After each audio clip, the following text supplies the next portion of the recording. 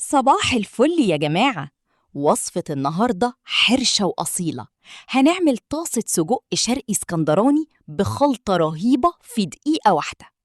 المقادير المظبوطة بالملي: نص كيلو سجق شرقي بلدي، بصلة كبيرة مقطعة جوانح جوليان، قرنين فلفل أخضر رومي، وقرن فلفل حامي أساسي للحرشة، حبتين طماطم مكعبات كبيرة، معلقة واحدة صغيرة زيت لأن السجق بينزل دهونه، البهارات: نص معلقة صغيرة ملح، ربع معلقة صغيرة فلفل أسود، ونص معلقة صغيرة كزبرة ناشفة. طريقة التحضير: في طاسة سخنة جدا على النار حطي معلقة الزيت وانزلي بالسجق وهو سليم عشان يحبس عصارته، وشوحيه لحد ما يغير لونه وينزل دهونه.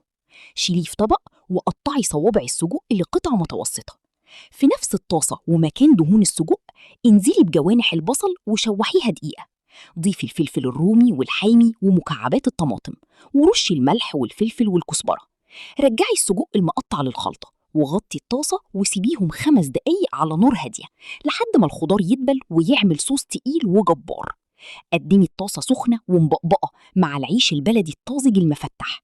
كانت معاكم زوزو، وبالهنا والشفا.